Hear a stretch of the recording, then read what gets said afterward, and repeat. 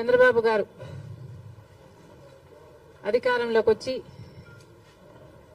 ఒక నెల దాటిపోయింది.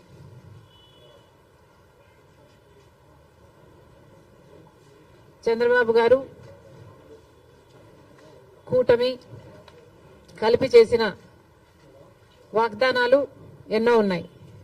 అందులో భాగంగా సూపర్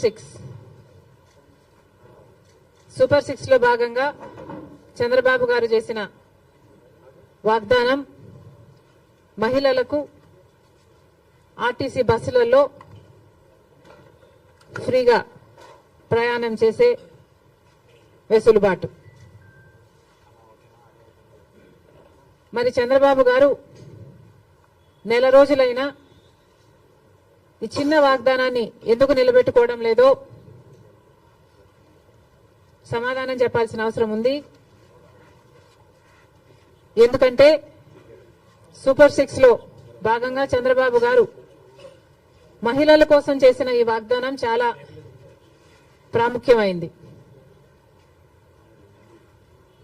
ఇది మంచి పథకం కాబట్టే అటు తెలంగాణలో ఇటు కర్ణాటకలో అమలు చేసిన ఈ పథకాన్ని చంద్రబాబు గారు కూడా సూపర్ 6 లో భాగంగా చేర్చడం జరిగింది.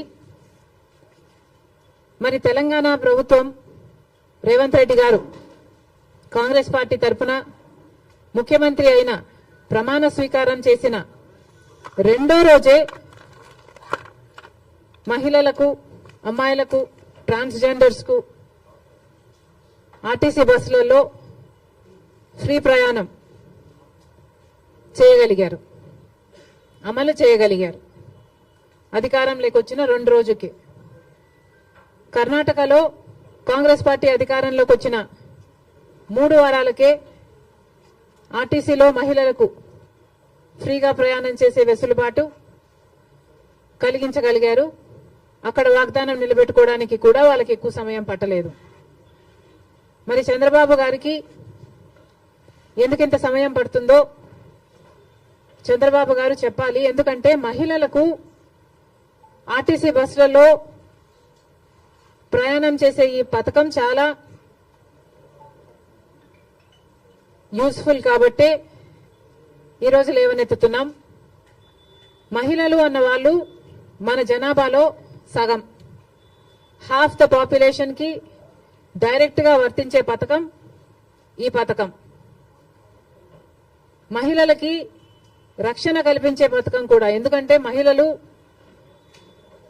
ఒక చోటు నుంచి ఇంకో చోటికి వెళ్ళాలి అంటే ఆర్టీసీ బస్సులో అయితే సేఫే కాకుండా ఈ పథకం ద్వారా ఫ్రీగా అయితే మహిళలు ఎక్కువ ఆర్టీసీ బస్సులలోనే ప్రయాణం చేసే అవకాశము వీలు ఉంటుంది. కాబట్టి వాళ్ళ పాపులేషన్ ఆర్టీసీ బస్సులో ఎక్కువ అయితే, సే ఫర్ ఎగ్జాంపుల్ ముందు భాగంలో మొత్తం మహిళలకని రిజర్వేషన్ ఉంది కాబట్టి మహిళలు ఎక్కువ భాగం అయితే, మోస్ట్ ఆఫ్ ద బస్ మహిళలు అయితే వాళ్ళకు సెక్యూరిటీగా కూడా ఉంటుంది. కాబట్టి మహిళలకు పనికొచ్చే పథకం ఈ పథకం. మరి ఈ చిన్న పథకాన్ని అమలు చేయడానికి చంద్రబాబు గారికి ఇంత సమయం ఎందుకు పడుతుందో, దీంట్లో విధి విధానాలు ఏముంటాయో, పరిశీలించాల్సింది ఏముంటుందో మాకైతే అర్థం కావటం లేదు. ఎందుకంటే విధి విధానాలు దీంట్లో పరిశీలించి చేయాల్సింది ఏముంటుంది? మహిళలు అన్నాక మహిళలందరికీ వర్తిస్తుంది, ఆడపిల్లలందరికీ వర్తిస్తుంది. మరి దీంట్లో విధులు విధానాలు ఏముంటాయి? బస్సులోకి ఎక్కుతారు, వాళ్ళకు ఫ్రీగా ప్రయాణం చేసే వెసులుబాటు కలిగించాలి. ఇది ఇంత సింపుల్ పథకం కాబట్టే రేవంత్ రెడ్డి గారు రెండో రోజే దీన్ని అమలు చేయగలిగారు. ఏ పథకమైనా అమలు చేయడానికి చిత్తశుద్ధి ఉండాలి. రాజశేఖర రెడ్డి గారికి ఆ చిత్తశుద్ధి ఉంది కాబట్టే రాజశేఖర రెడ్డి గారు ఉచిత విద్యుత్తు అంత తొందరగా మొదటి సంతకంలోనే వాగ్దానం చేశారు. కాబట్టి విధి విధానాలు ఏమీ ఆలోచించకుండా మేనిఫెస్టోలో పెట్టిన అంశం కాబట్టి వెంటనే అమలు చేయడం కూడా జరిగింది. మరి అలాంటప్పుడు మహిళలకు ఇంతగా పనికొచ్చే ఈ పథకాన్ని చంద్రబాబు గారు ప్లీజ్ సబ్స్క్రైబ్ రాహుల్ న్యూస్.